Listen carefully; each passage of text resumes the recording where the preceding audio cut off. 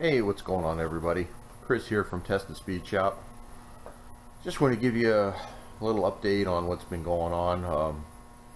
I have done some more work since we did the clutch, and I just haven't filmed it. I've just been really jamming to just get the stuff done that I want to get done before summer comes, so I can just kind of work on the car and just get that out of the way and just, kind of enjoy it. So let me give you a rundown of what's been going on here and what we've been doing. And first thing I'm going to do is, first thing you'll see is we got the old cast iron intake off, and we got the aluminum one on. So we got the aluminum intake on. Looks really good. Seems to work real well. It's been on, I don't know, about 2 or 3 weeks. Didn't have to do much modification to get it to work. Just shorten some hoses and things like that. I'm pretty happy with it. It looks good on there. I had to shorten up the upper hose a little bit, and I had to shorten up the PCB hose. But other than that, I can't really complain. Now, one thing I did do is I blocked the heat crossover on the intake, and I'm not sure how I like that. It's a real bear to get it started, and when it's cooler out, it's kind of cantankerous. I mean, it'll start, it's not a problem. It's just that until it gets a little bit of heat soak into it, it just doesn't run real well. So we'll see how that goes. I don't know if that was a mistake or not. I kind of wanted to see how it was going to work in the warmer weather with that blocked off. Since this is a true air gap design, wanted to see if it, how it's going to work in the warmer weather. I did have a little bit of trouble with the cast one, with fuel percolating and stuff in the carburetor, because I had the crossover open on this. Plus, this is cast iron and it retains the heat, where the aluminum intake isn't going to do that. It's going to be it's going to dissipate a little bit quicker. So now the other thing I had to do is I actually had to jump up to the heaviest secondary spring on the carburetor, because we had a really bad, you get into the 4-barrel and it would just kind of just fall on its face. It would just almost like it was just opening up too quick. So I ended up going with the black spring, which is the heaviest spring you can get, and seemed to help. It doesn't have the bog like it did, and it seems to be opening up a little bit better, which is kind of strange because I didn't really have that much issue on that one. But I don't know. I had a little bit issue with the secondaries opening up on that, but I was running a plain spring on that one, and it seemed to be working all right. So I don't know. So we'll see how the black spring goes and how it works. So the next thing I did is I flushed the cooling system on this thing. It really needed flushed in the worst possible way. It looked clean when you would open up the radiator cap, but once you started it would just kind of turn to mud from all the stuff that was in it. The other problem I had is that every time it would run, there's a valve back here that runs to your heater hose. That little nipple that they press into the head is actually like a check valve or a coolant limiter, and that was all full of stuff. So every time you drive down the road, it would like percolate. You could hear all kinds of water flowing through the heater core, almost like it had air in the system, or or something was plugged up or blocking it or something. Well, when we got the hoses off, we could see that it was all blocked up. So I flushed it real good a couple times, ran water through it, and then I got some Prestone, put 2 bottles of the Prestone, flushed it, and I left it sit overnight, and then flushed it again. So I flushed it out real good as best as I could, put a new thermostat in it. So everything seems to be working okay on that. Got that all done. I actually did that before I put the intake on. I actually started flushing it, got it flushed out, and then we did the intake, because we're going to have to drain it anyways. So but we don't have any more problems. There's no goofy noises through the heater core or any of that kind of crap. So I guess the valve in there was just plugged up with rusty crud. But it's weird because it only lets like 4 or 5 gallons of coolant through. It really limits it, I guess, so it doesn't blow the heater core up. So I don't know, it's kind of strange. So I'm glad to get that working. Next thing we did is we ended up putting a rag joint in it, because the rag joint was bad. And yeah, I don't know if you can even see it down there. It's all nice and shiny black. But sitting up here, put a rag joint in it. Here it is. I can't really, but yeah, you can kind of get the gist of. It's pretty messed up. It's like almost split right here. It's almost torn in half. But we were looking at some stuff on the front end, and I told Tom to watch it, and I grabbed the hold of the steering wheel, and he was like, "Whoa!" Well, here it was. We're actually riding on the pins. And if you can see the pins here, you can see where it's been riding on it, riding on the pins. Actually, that one's actually worn down. It's not really even round anymore. If you can see, it's actually worn down a little bit. So yeah, this thing's pretty much hashed. There's not much left of this thing at all. So put a new rag joint in it. It steers much better. Still steers like a truck, but it's better than it was. So plus it's just a safety factor, you know, that you got a decent rag joint on there. Also, I put another vacuum advance on it. I put an adjustable one on. This is the original, or the one that was on it. Actually, this isn't even the original one. The original one had the dual action, was what it was supposed to have, the dual action. Vacuum advance would have 2 ports. But I took this one off because this one was putting out way too much advance. I mean, it was like 20 degrees.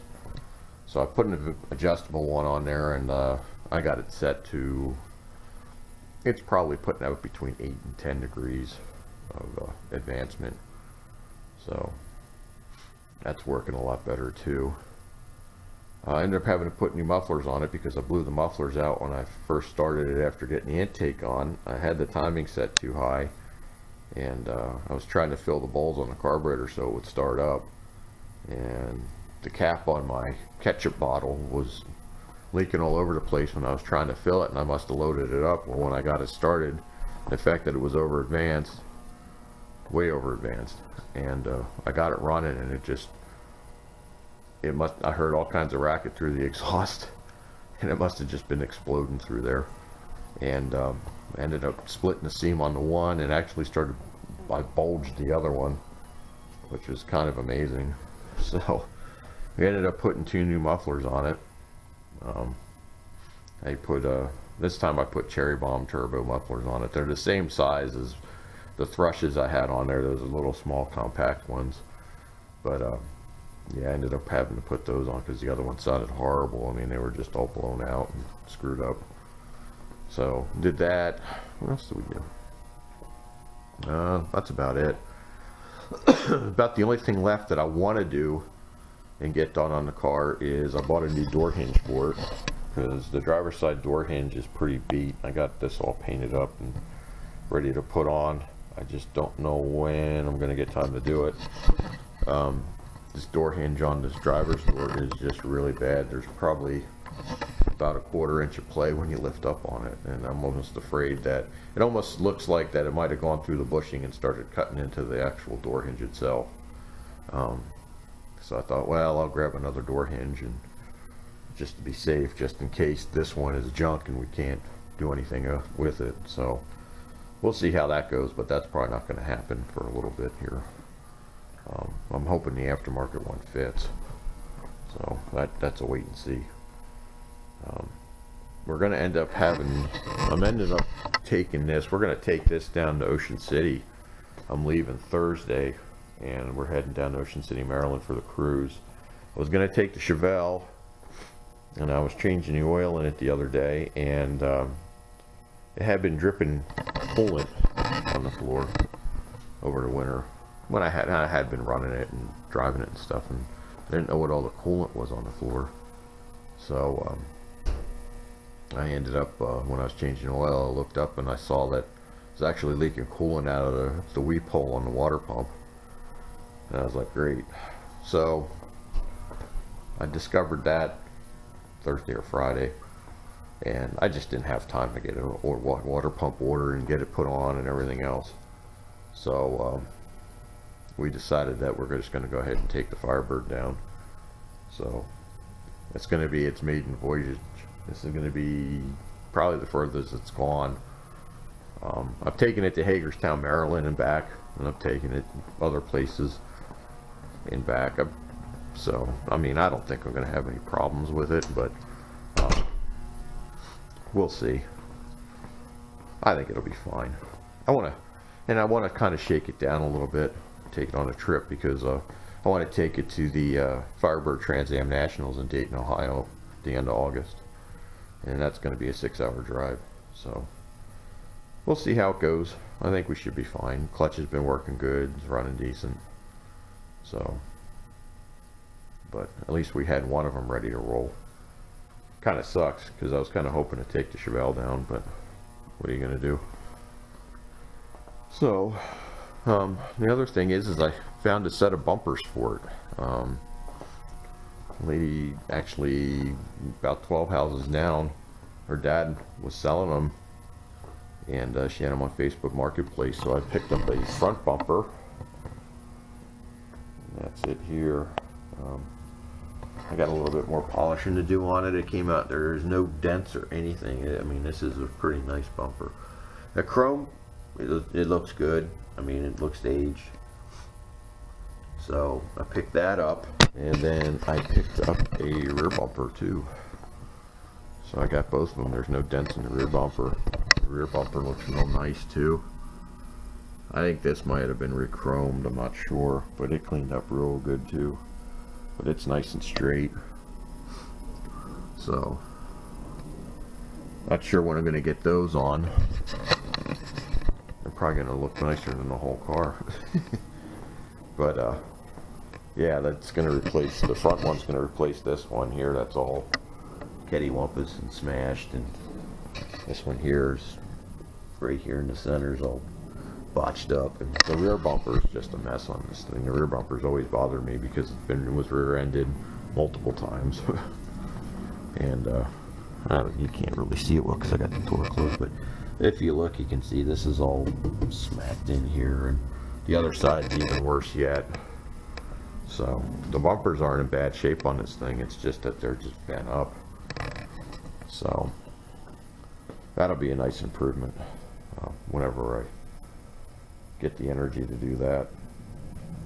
So, but that should be it. I don't think I have anything else. That's about all I've done so far. Sorry I didn't film it all. I just wanted to like I said, I'm just jamming. I want to get the car ready for summer, get them both ready for summer, and just be able to just drive them. I want to take a break this summer, not have to work on stuff. If I feel froggy, I might do a couple other things too. So, but thought about doing this quarter, but I don't think that's going to get done right now. I couldn't find a wheel well up at Carlisle, amazingly enough, and nobody had any sheet metal up there, which shocked me. I was boggled by that. I couldn't believe nobody had any.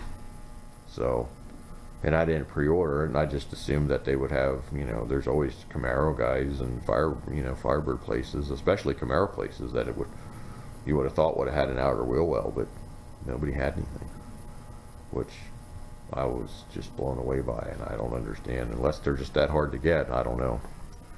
So I'll probably try and work on getting one of those over the summer. So anyways, that's about it so far. Like I said, I'm heading down to Ocean City Thursday. If any subscribers are down there and they see me driving around, now I didn't register for the show. I'm just kind of going down to hang out. We didn't register this year.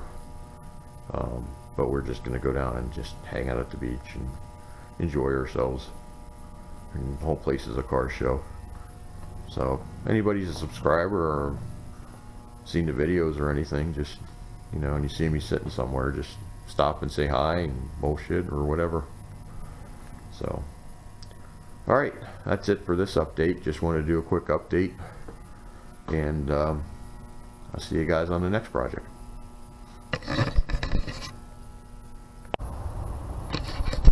So I just got done doing my little update video, and Tom happened to show up, so figure give you guys the new look of the Coronet. So there it is, the new look for the Coronet.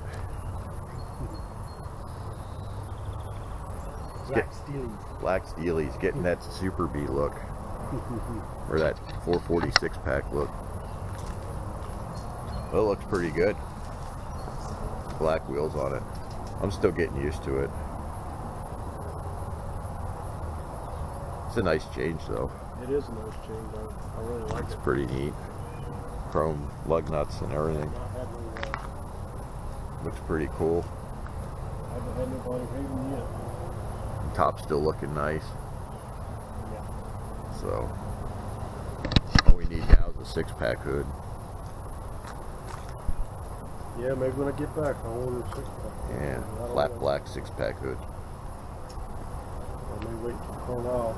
Yeah, we went up to Carlisle looking for guys selling fiberglass hoods, and we couldn't. Nobody was up there again.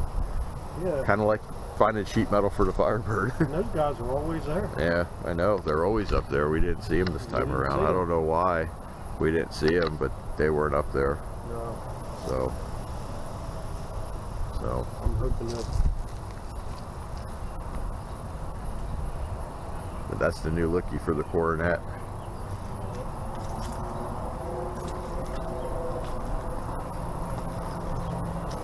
And what did they 15 by 8s the whole way around, right? They put 15 by 8s the whole way around. Same tires, 245 in the front and 275/60 in the back. Looks good. That 275 really fills out the wheel well in the back. Well, it's the same size you had on the other wheels too, and it filled it out nice too with those. Yeah, as the old ones. So gives it that street racer look. So, but it's looking good. And Tom got it all fixed up. He ended up tearing the motor mount on it when we came back from Mississippi. Ripped the motor mount in 2 places. Yeah, tore it 2 spots. At the bottom and of at the bottom at the mount. So what he ended up doing is we ended up bolting the mount. He took it, and a guy at work went ahead and drilled it and put countersink bolts and stuff in it. Yeah, I took it inside, took it to work, and machinist, a toolmaker that we have at work, he drilled it in at the top of the mount and down at the bottom of the mount, drilled and tapped it, and then he countersunk grade 8 countersunk heads, bolts into the mount, so it's nice and flush with the metal, and cinched it all down and cinched that. So now there's barely any movement out of that mount anymore. Yeah, but you still got the cushioning there. Still got the cushioning, yeah. I was concerned whether it was going to be some vibration from it, but there's none. Yeah. There's none. And I replaced both mounts on, even the transmission Yeah, mount. did the transmission my transmission mount, mount was messed up too. Yeah. Well, it was kind of twisted. Well, it was tweaked probably from all the load on the other mount. It was still in good shape. It was just didn't look right. Well, East Chrysler motor mount sucks. 2 pieces of metal glued to a block of rubber. Yeah. It is like the most stupidest thing. Dumb. The Pontiac's the same way. We were going to take the Pontiac one out and do the same thing, but we just never did. Mancini Racing does make. Yeah, you were saying they make a. Mancini Racing makes what they call a mag mount, and it has the bolt all the way, one big bolt all the way through the mount. Oh yeah. But they didn't know when they were going to get any in stock, so I couldn't wait. So I just bought cheap ones and had them fixed. Jammed it together. Yeah. I just bought the ones, the original ones. They're from Pioneer Automotive is what they are, mounts, same mounts that rent it. And I just had tool makers put the two bolts in it. Well, it does the job. Yeah, It serves the purpose. Yeah. You just got to do a little work to make it work. Because it replaced the one that broke is on the driver's left side. Yeah. And I have to take the header. Yeah, I got to take the header all down and everything to get to that. So I don't want to be doing that all the time. So Pain in the ass. yeah. You know. Tell me about it. Especially when you got to take, and then you got to drain the coolant because it's Yeah, my heads are all because of Chrysler. Mopar. Yeah. So, but yep, this is the new look for the Coronet. Give us some feedback. Tell us what you think of it versus the mags that were on it. Yeah. I think They it's were like the American racing. they were like torque thrusts or whatever. Torque thrust is what I had. Yeah. They were the cheap versions, but they were nice looking wheels. Yeah. Yeah, we actually gave those to Dave the Brush to put on his Charger. Yeah, they're on the Charger. Yeah, he already got them on. They look good. Yeah, they look good on the Charger. So, Dave the Brush is supposed to be coming down with us, but I don't know what he's driving. I don't know if he's bringing the Chevelle or if he's bringing the Mopar. So, I don't know. I haven't talked to him. So, yeah, give us some feedback. Let us know what you think of the wheels. A lot different with the black wheels on it. But it looks cool. All you need now is just black schmeg smeared all over the quarter panel from all the multiple burnouts and nonsense. So, all right, this should finish up this video. So we'll go ahead and like I said, we'll be down there. We're leaving Thursday to head on down to Ocean City. So, like I said, we didn't register for the show. None of us did. We're just gonna hang out in parking lots and drive around and do other things. So, if you guys see us around and you're a subscriber or you watch the channel or whatever, just stop and say hi. Bullshit for a little bit. All right. All right. Till the next project.